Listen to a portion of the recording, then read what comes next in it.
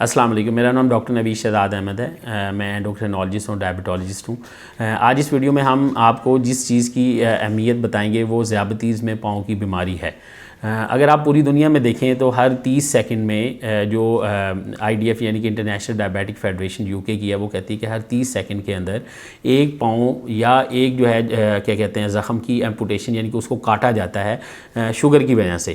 اور اسی طرح اگر آپ امریکن ڈائبیٹک ایسوسیشن کو دیکھیں تو وہ کہتے ہیں ہر 20 سیکنڈ میں ایک پاؤں یا انگلی یا کوئی بھی جو ڈائبٹیز سے ریلیٹڈ کوئی جسم کا کوئی جوڑ متاثر ہوتا ہے تو وہ کاٹا جاتا ہے۔ تو آپ یہ دیکھ سکتے ہیں کہ یہ بیماری کتنی اہم ہے۔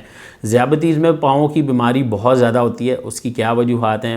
جو سب سے اہم وجہ ہے وہ یہی ہے کہ لوگ اپنی شوگر کی طرف توجہ نہیں دیتے، شوگر کا علاج مناسب طریقے سے نہیں کراتے، اور شوگر کو اگر آپ عام لوگوں سے بھی پوچھیں، ہم اپنے کلینکس میں بھی پیشنٹ سے پوچھتے ہیں کہ آپ کی شوگر کتنی رہتی ہے، تو وہ ڈاکٹر صاحب ہماری شوگر کنٹرول رہتی ہے۔ تو وہ کتنی رہتی ہے؟ وہ کنٹرول بھی مریض کے لیے کسی کے لیے 200 ہوتا ہے، کسی کے لیے 300 یعنی کہ 200-300 بھی ہو سکتا ہے۔ تو شوگر کو کنٹرول رکھنا ہے، اور جن مریضوں کے اندر شوگر کنٹرول نہیں ہوتی ان میں پاؤں کی بیماری ہونے کا جو ہے وہ چانس عام لوگوں سے زیادہ ہوتا ہے۔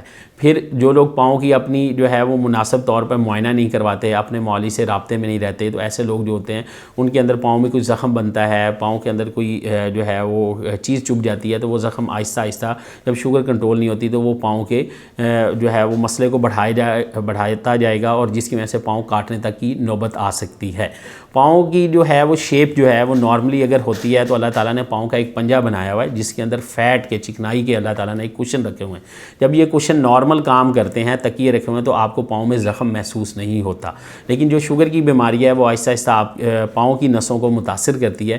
جب پاؤں کی نسوں کو متاثر کرتی ہے اور پاؤں کے پٹھوں کو کمزور کرتی ہے تو یہ جو فیٹ کشن اندر بنا ہوتا ہے یہ آہستہ آہستہ ضائع ہونا شروع ہو جاتا ہے، اور پاؤں کی شیپ چینج ہوتی ہے۔ جب پاؤں کی شیپ چینج ہوتی ہے تو پاؤں کے پنجے کے اوپر وزن بنتا ہے جس کی وجہ سے رگڑ ہوتی ہے، اور اس رگڑ لگنے کی وجہ سے عام طور پر مریضوں کو پاؤں میں زخم بنتے ہیں۔ ایک تو یہ وجہ ہو سکتی ہے۔ دوسری یہ کہ جب آپ کی پاؤں کی نسیں متاثر ہوتی ہیں تو پاؤں میں کوئی چیز لگتی ہے، کوئی ٹھوکر لگتی ہے، کوئی چیز چبھتی ہے تو آپ کو محسوس نہیں ہوتا، جس کی وجہ سے ایک تو پاؤں میں زخم بننے کی لوگوں کو درد نہیں ہو رہی، تو وہ زخم آہستہ آہستہ بڑھتا رہتا ہے، اور مریض کو اس وقت پتہ چلتا ہے جب 5-7 دن یا 1 ہفتہ یا 2 ہفتے گزر چکے ہوتے ہیں۔ اس کے علاوہ جب ٹھوکر لگتی ہے تو پاؤں میں ہڈیاں ہیں، یہ ہڈیاں جب بونز جب گرو کرتی ہیں یا وہ بڑی ہوتی ہیں تو وہ ایک عجیب و غریب شیپ لے لیتی ہیں، جس کو ہم ذیابطیس سے کی بیماری میں متاثر پاؤں ہیں، جس کو ہم شارکوٹ جوائنٹ کہتے ہیں، اس کی وجہ سے ہو سکتا ہے۔ پھر اس کے علاوہ وہ لوگ جو کہ ٹائٹ فٹ ویئر پہنتے ہیں، یعنی کہ وہ اپنے ساکس بہت سخت پہنتے ہیں، شوز بہت سخت پہنتے ہیں، تو پاؤں رگڑ کھاتا ہے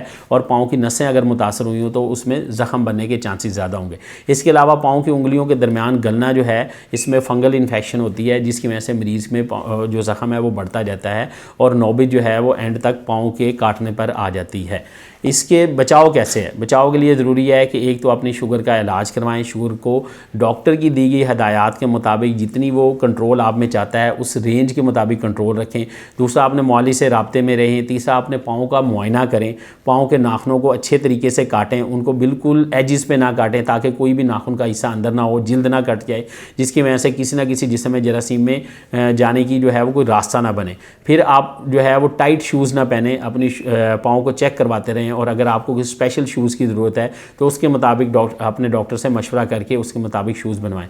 ٹائٹ ساکس نہ پہنیں، ٹھیک ہے، عام طور پہ مکس کاٹن کی ساکس پہنیں جس کی وجہ سے وہ ٹائٹ فٹنگ نہ ہو، وہ لوز ہوں، اور پتلی ساکس پہنیں تاکہ اس میں سے اگر ہوا وغیرہ گزرتی ہے تو وہ گزرے۔ اور جب آپ وضو کریں، پاؤں کو دھوئیں تو پاؤں کی انگلیوں کے درمیان والے حصوں کو خشک رکھیں تاکہ وہاں پر کوئی بھی انفیکشن نہ ہو، فنگس نہ ہو جس کی وجہ سے پاؤں خراب ہو۔